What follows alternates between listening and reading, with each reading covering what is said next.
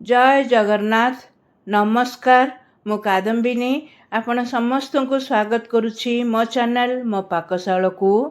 आज मु पानी कखरु साकरा तैयारी करिया पे जाउछि। मार्गशीर मास माणबसा गुरुवार पानी कखरु साकरा तैयारी ही भोग लगी थाए। ये महालक्ष्मी अति प्रिय जेकोसी पर्वपर्वाणी रे पानी कखरु साकरा तैयारी करा ही भोग लगी थाए। बाहा व्रतर आग दिन बा मंगल दिन पानी कखरु साकरा तैयारी होइथाए। घरे सबुदिनर रंधारे भी आपण जदि तैयारी करिवे छोटू बड़ समस्ते खाइबा को भल पाइबे। पानी कखरु साकरा तैयारी करिबा अति सहज। चलंतु पानी कखरु साकरा तैयारी करदबा। पानी कखरु साकरा तैयारी करबा पे एमिति गोटे पानी कखरु नबा। ए पानी कखरु को काटिकी चारि भागरु गोटे भाग मु साकरा तैयारी करबा पे नेबी। एटा को तो पुओ नहीं काटंती झियो माने काटंतीनी। एटा को मो हस्बैंड काटिकी मते एमिति खंड खंड करी दे देइचंती। मैं पानी कखरु खंड को भल भाबरे मंजी काटिकी धोईकी नीची। एबे आर चोपा काटिकी मु छोट छोट खंड करी काटी देबी। देखंतु पानी कखरु को मु जेंदी छोट छोट करी काटी देइची। एई साइज रो तो मु काटिची। आपण आठु छोट बा बड़ खंड करी काटी परिबे। एबे पानी कखरु को आमे सिझे दबा। पानी कखरु को सिझिया पे गोटे प्रेशर कुकर ने गैस रे बसे दबा। गैस को ऑन कर दबा। एबे प्रेशर कुकर रे काटी की रखिथिबा पानी कखरु को पके दबा। पानी कखरु बुड़ीला परे पानी दे दबा। स्वाद अनुसार लूण आधा टीस्पून हळदी गुंड पकई भल भाबरे सब मिसे दबा।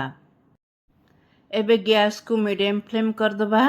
सब भल भाव मिसी गला परे प्रेशर कुकर ढांकुणी ढांकी दे गोटे हुइसिल देला पर्यंत पानी कखरु को आमे सिझे दबा। गोटे हुइसिल दे देला। एबे आमे गैस को बंद कर दबा। प्रेशर कुकर ठंडा हला पर्यंत किछि समय छाड़ दबा।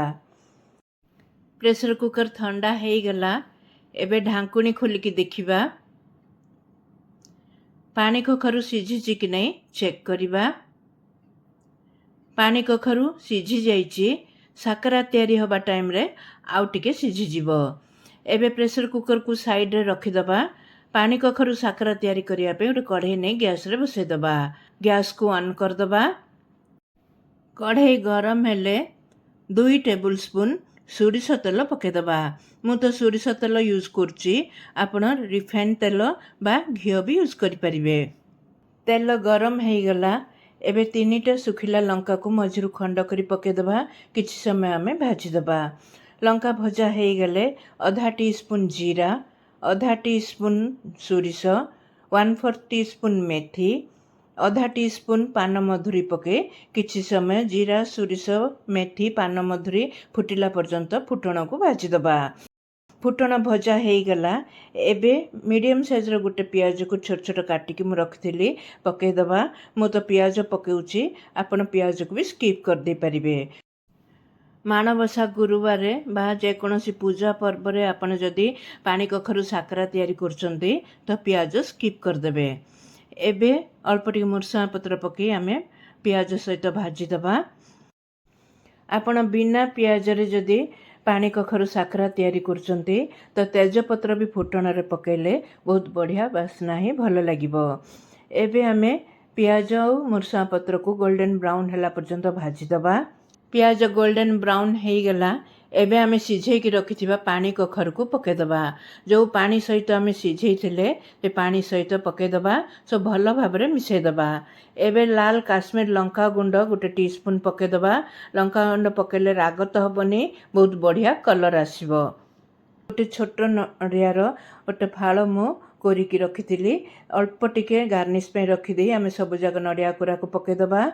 मेजरमेंट कप रे आधा कप गुड़ को ग्रेट करके पके दबा। लेंबू साइज रो तेंतुली को मु बतुरे की रखिथिली ताको एबे चकटिकी तेंतुली पानी की पके दबा। सब भल भाबरे आमे मिसे दबा। एबे गोटे ढांकुणी ढांकी दे किछि समय आमे फुटे दबा। गैस को हाई फ्लेम रे रखिबा। एबे ढांकुणी खोलिकी देखिबा। देखंतु पानी कखरु साकरा रे बहुत पानी अछि। आउ टिके पानी हमर कमाइबार अछि। सेथि पे आमे आउ टिके पानी कखरु साकरा को फुटे दबा। दर्शक बंधु मोर वीडियो को प्रथम शेष पर्यंत देखंतु। आशा करुछि आपनको भल लागिबो। भल लागिले वीडियो को लाइक शेयर सब्सक्राइब करी बेल बटन ऑल ऑप्शन को दबाई दियंतु। मु जब भी नुआ वीडियो अपलोड करी आपण नोटिफिकेशन पाई जिवे। जो माने मो चैनल को नुआ रे आछंती प्लीज सब्सक्राइब कर दियंतु। जो माने सब्सक्राइब करछंती सेनको बहुत बहुत धन्यवाद। एबे ढांकुणी खोलिकी देखिबा देखंतु पानी पूरा कमी गलानी। एतिकी ही आमे ग्रेवी रखिबा। ठंडा हेले आउ टिके कमी जिवो। पानी कखारु साकरा तैयारी हे गला। एबे आमे गैस को बंद कर दबा। गोटे सर्विंग बोल को काढी दबा।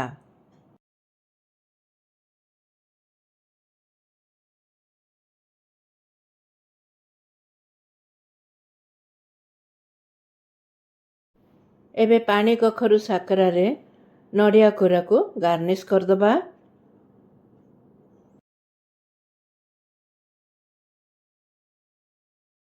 पानी कखरू साकरा तैयारी हे गला। आपण तैयारी करंतु। आपनकर अनुभव मते शेयर करंतु। रहिली दर्शक बंधु पुणी देखा हबो अन्य एक नुआ वीडियो रे।